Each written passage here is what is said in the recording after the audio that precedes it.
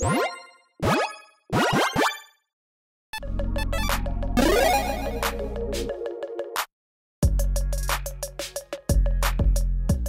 everyone, Mitch coming in from Not the Commander's Core studio with another spoiler. Yeah, it's early in the day. I've got my coffee. Don't know why I felt like drinking that on camera, but I did. So here we are. It is early. We have some exciting spoilers though. And one, when I woke up, I saw it and I was like, okay, that has to be a custom card. That is not a real Magic card, and yeah, it is. And it's quite exciting. So with all that said, let's jump into that and a little more. So to start things off, we are not talking about that card just yet. We've got one other card that I want to highlight that came out overnight. Thank you, MTG Goldfish, for the translated version of this one. Connect the Dots. An enchantment for 1 and a red, whenever a creature you control attacks, exile the top card of your library face down. You can't look at it. Really? You can't look at it? What? Okay, I just saw that. You can't look at it. That can't be right. Maybe? I don't know. I feel like you can always look at your cards even if they're face down. Maybe not. Pay 1 and a red, discard your hand, sacrifice it, put all cards exiled with it into their owner's hands. So this one is a very interesting card where it's, in my mind, kind of like Coastal Piracy for blue, but this is like red's crazy version of it. Now, Coastal Piracy is again an enchantment. Whenever a creature you control deals combat damage to a player, you get to draw a card. This one is more so, all right, just on attack, cool. Exile that top card, kind of like a delayed impulse draw-ish, kind of, but eventually you need to pay to sacrifice this. You get rid of your hand, and then you get all those cards. So again, it's kind of not like impulse draw in that, like, it's permanent card advantage once you get it. It's kind of like a delayed wheel effect, maybe, I guess more so. It's very strange, very interesting, and kind of risky, which is nice in red, right? That's kind of like what red's about. It's like, hey, potential card advantage, but also risk, because let's say that you just, you know, attack with your creatures, you have like 20 cards ready to go, and then you're like, cool, I'm ready to go next turn, but I don't have the mana for it this turn, and then an opponent destroys it, and you're like, oh, okay, well, I guess that happened, and I just lost out on 20 cards worth of card advantage. So this is a very interesting card. I like the design of it. Again, correct me in the comments if I'm wrong on this, but I can't believe that you can't look at those exiled cards. That seems strange, right? You always can look at your exiled cards, right?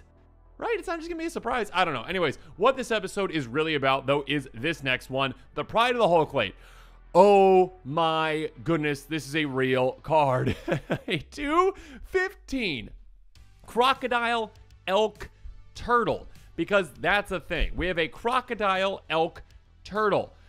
Oh my goodness. For 10 and a green, but you're never gonna pay that. This spell costs X less to cast for X the total toughness of creatures you control. So essentially, this can become very easily down to just a single green mana with a little bit of setup. Not even that much setup. This could be a very easy, in certain circumstances, like a turn 1 commander play, actually, even, which is kind of crazy. With Defender, pay 2 blue until a turn target creature you control gains +1/+0 and gains. Whenever this creature deals combat damage to a player, draw cards equal to its toughness and can attack as though it didn't have Defender. Oh my goodness. Okay, so this is essentially a commander that can draw you 15 cards for getting through in combat. What in the world is this? What is this whole thing? Again, these 3 creature types you would never expect together, potentially, except, you know, Simic does things. This is obviously a Simic commander because obviously it's, you know, color identity in total with its, you know, mana value and its activated ability.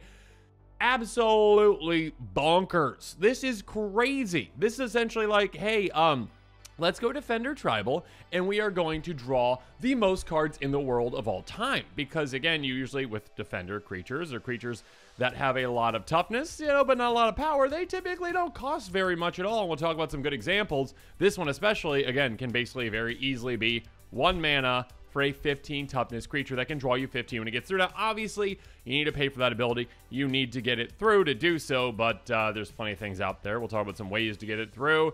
And of course, there's other creatures out there outside of this one that have a lot of toughness as well that are pretty low to the ground that you get them through and you just draw an absurd amount of cards. Yeah, I mean, this is a different kind of Simic deck. I love this kind of Simic Defenders deck. Absolutely very cool. And of course, this fits in another deck I'll talk about here in a little bit. But this is just a crazy design.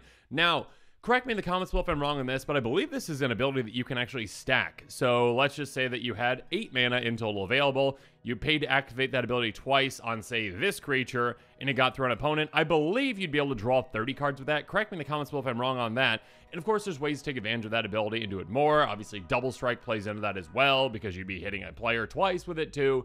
So yeah, you can draw absurd amounts of cards, which is just basically what Simic wants to do, right? So yeah, it's a very, very cool card.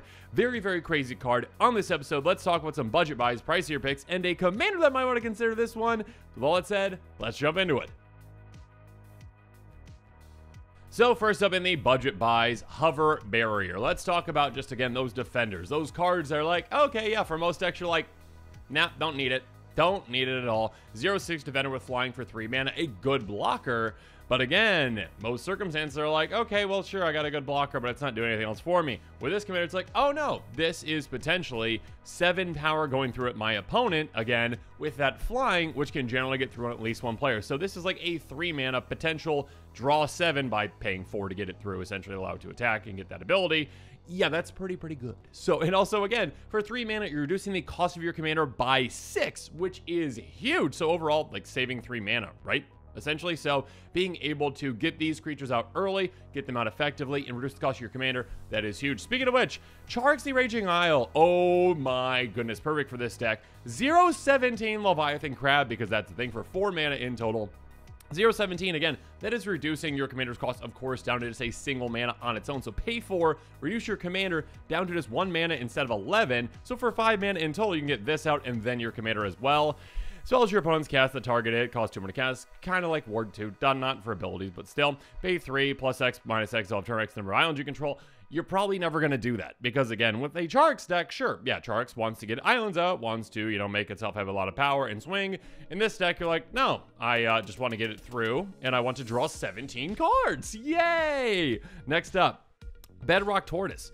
This is a card that is pretty much, I don't want to say an auto-include, but it is kind of an auto-include for any kind of a defender deck. A 0/6 turtle for 4 mana in total, as long as it's your turn creature control of hexproof, so that's very nice, again, especially when it comes to saying, okay, I'm investing 4 mana into this creature, giving it that ability so I can swing with it, hopefully get through, and then draw an absurd amount of cards. Now your opponents can't be like, Swords of Plowshares. No, they can't do that because it's your turn, you're swinging.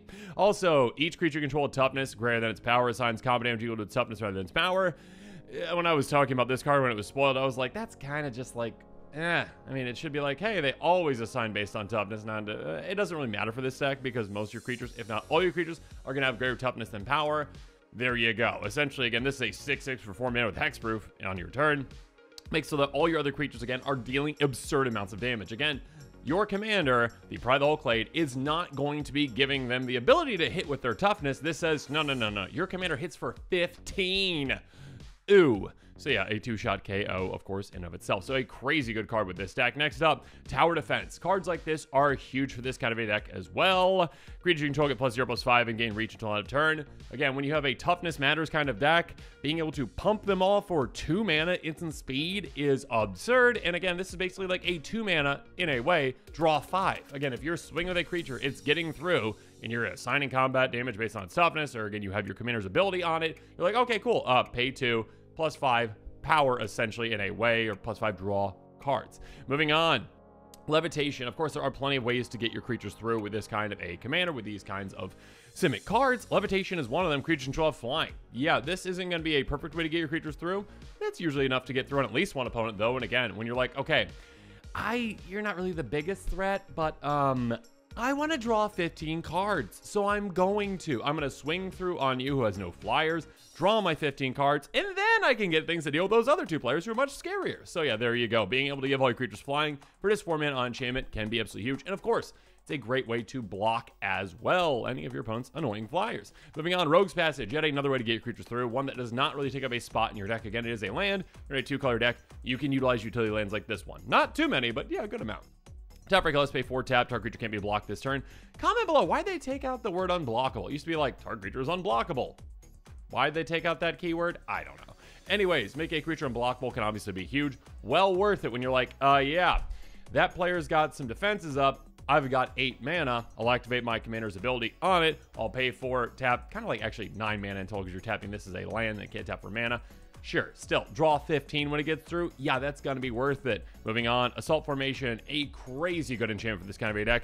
Each creature you control assigns combat due to its toughness rather than its power. So this is kind of what's wrong with Bedrock Tortoise, where it's like, okay, Bedrock Tortoise kind of cheated in the way that it's worded, and Wizards kind of made it too easy to do. So this is more like the way it should be, in my opinion. That's okay. Both work basically the exact same with this kind of a commander because, yeah, most of your creatures, if not all your creatures, are going to have higher toughness than power.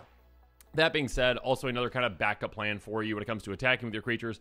Pay a green, target creature defender can attack as though it didn't have a defender. Also, you can pump your creatures, pay 2 and a green. Creatures get +0/+1, essentially. So a very, very good card for a toughness tribal or defender tribal, whatever you want to call it, deck. Moving on, Biomancer's Familiar, an amazing card, and I love this. My old Kenny deck loved it too. 2/2 mutant for 2 mana. Activate with creature control, cost 2 less to activate. Yep, our commander, again, has an activate ability that costs 4, but with this in play, it just costs blue, 2 mana in total to do that, so that makes it much easier to utilize it, and utilize it potentially multiple times, whether, again, correct me in the comments below, rules lawyers out there, if using on the same creature would stack. I think it would, I could be wrong though, but I believe it would stack. But if not, use it on multiple creatures as well. And something about adapting, but you don't really care about that. All we care about is just getting this in play and saying, hey, well, let's make that ability cost less. And then finally, a potentially amazing finisher for this kind of a commander, Psychosis Crawler. A star, pound toughness equal to the number of cards in your hand. So already this is going to be really good, just being a creature that can become absolutely massive with the number of cards you can draw. But more importantly, whenever you draw a card, each opponent loses 1 life.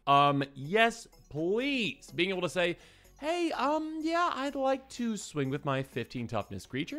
I'm going to get through on my opponent. I'm going to draw 15 cards, and all of a sudden, all of you lose 15 life. That is 45 life loss. So even though my commander's not hitting all that hard, I still get to drain you a ton. So this is a deadly card for a lot of reasons with this kind of a commander. Moving on to the pricier picks, though, again, cards outside of my budget range, but might be within your budget range. And again, all these cards can be found in a card list link in the description below. First up, we got Shield Sphere, a really janky card that was incredibly cheap until a certain commander came out years ago. A 0/6 wall. That's all it is. But if it's assigned combat damage, they block, you get a -1 or -0/-1 counter on it. It's really bad.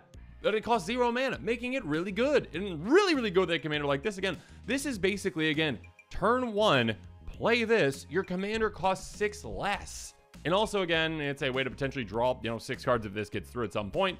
A really good card for this kind of a commander. And again, it's like $5. It's never going to get reprinted, probably. It might. I don't know if it's on the reserve list or whatnot, but yeah, it's from like Alliances. A really good old card. Moving on, Tree of Redemption. Famously was a really bad reprint in a Masters set where they were like, hey, we got all these cool reprints for a lot of value. Except for Tree of Redemption, which for some reason now is like $4. So cool. 0/13 plant with Defender that costs 4 mana. Tap, exchange your life total with its toughness. This one can be a panic button. I'm at 1. Let's at least get back up to 13. Or if you got ways to pump this, with its toughness, being able to get even higher than that. Talk about some of those here in a bit. More importantly, though, again, yeah, 4 mana, 13 toughness. That is like really good when it comes to drawing an absurd amount of cards. Moving on, we got Towering Titan. A 0/0 giant that's going to get much larger than that. That costs 6 mana. Enters the battlefield. X counters on it. Wrecks the total toughness of other creatures you control. Yeah, that's going to be an absurd amount. Again, even with just your commander and say that last card we talked about, Tree of Redemption, that's what, 28 total? So yeah, 28 for 6 mana. You'll love that, right? And on top of that, you can sacrifice creature to defender, and all creatures gain trample until turn. That, of course, can be a very easy way to say, yeah, let's get some damage through on an opponent with something like this. And keep in mind, yeah, with this, it's like, oh, okay, cool, yeah. It might not be like your typical defender kind of creature, but you're like, oh, okay, again, if it has 28 power and 28 toughness, you still get through an opponent. That's draw 28. Be careful you don't mill yourself with this kind of a commander. Next up, Slagworm Armor. Equip creature gets +0/+6. Very simple, very effective. Just costs 1, costs 3 to equip. This is basically like, hey, your commander is now a one-shot KO if you ever get one of those, like, assign combat damage equal to toughness. That is a one-shot KO. Also, draw 21 cards with your commander. Obviously, this can go on other creatures as well, but still, just the potential of a very simple piece of equipment like this can be absolutely massive for a deck like this. Speaking of potential, really get to that potential with cards like Unnatural Growth. Now, typically, players really care about doubling up power with something like that, but keep in mind this also doubles up toughness. At the beginning of each combat, double the power and toughness of each creature you control until turn. This makes it very, very difficult for your opponents to ever take them out, even with, like, I mean, if they're going to swing at you, you're like, oh, okay, cool, yeah, Well, my hover barrier, which might have been taken out by one of your dragons or whatever it is, now can just easily block basically anything with 12 toughness. That being said, obviously in combat as well, now your commander is a one-shot KO, again, if you have the combat damage equal to toughness assigned, and yeah, you're drawing 30 cards. So again, be careful not to mill yourself with this kind of a commander. Next up, in a similar way, is Open Draw Hunger Dominus, 4/6, so there you go, a little bit more on the toughness scale. Beginning of each combat, exact same thing, double the power toughness of your creatures until end of turn. So basically, again, you're hitting for 12 with this one, you're hitting for 30 with your commander, again, if you have those combat damage assigned by toughness, and if not, anyways, you are also just drawing a ton of cards. Also, pay Phyrexian Green, sacrifice to other creatures, get an instruct counter on this, so it can be really hard free runs to deal with. Next up, speaking of hard to deal with, Meek Stone. This is just an obnoxious card. Artifact for a single mana, 1 mana. Creatures with power 3 or greater don't untap, no controllers untap steps. The vast majority of your creatures are going to have a tiny amount of power. Not much power at all, even 0 power potentially. And they'll get underneath that. Your commander again has 2 power, so it is underneath that. So it gets to untap. Your opponent's creatures most likely won't meet that requirement. I mean, their tiny little ones will, but anything that really matters for the most part won't be untapping. So your opponents really have to deal with this, or they're not going to be able to swing out freely without not being able to untap. And then finally, Training Grounds. Yeah, this card's just really, really, really good. It basically is a more simple version and harder to deal with version than our little Biomancer's Familiar. Enchantment for a blue mana, activate those creature control costs fails to activate. This one essentially again says, hey, for 1 mana, I'm going to make it so your commander's ability can be very, very, very, very, very, very, very easily activated for just blue. See how this can get pretty crazy. And, oh wait, there's one more. I made a mistake. My apologies. Teferi's Ageless Insight. Yeah, if you draw a card except the first one you draw on each of your draw steps, draw 2 cards instead. Thought Reflection's another version of this essentially, but slightly better in that you also double up your first draw on the turn, but also slightly worse in that it costs 7 versus 4. Regardless, both are good for this kind of a commander because it's like, hey, what's better than drawing 15 cards? Drawing 30 cards! Except sometimes it's not because you don't want to mill yourself, but make sure you're keeping this in mind as well as cards that give you no maximum hand size as well. But now let's quickly talk about a commander that, well, might want to consider the Pride of the Hull Clade in its own deck, and that is, of course, Arcades the Strategist, the OG Walls commander. Well, okay, not technically OG. There's other ones out there like that one Tree Dude or whatnot, but like, this really put Defender on the map in a way. A 3/5 Elder Dragon for 4 mana and Bant Flying Vigilance. Whenever a creature or Defender enters battle from your control, draw a card. That's an absurd amount of card advantage for you. On top of that, each creature controlled Defender assigns combat damage equal to its toughness rather than its power. Can attack as though it didn't have Defender. That can be absolutely huge again. Now your Pride of the Hull Clade is hitting for 15. It can also just swing freely even without an activated ability. And then, yeah, you can draw even more cards. And of course, there's already probably going to be draw synergies with this kind of a commander too. So yeah, Arcades the Strategist is like chomping at the bit to get this card in its deck. But now this episode is coming to a close, it's time for me to hear from you if I could talk. Just messed that up twice.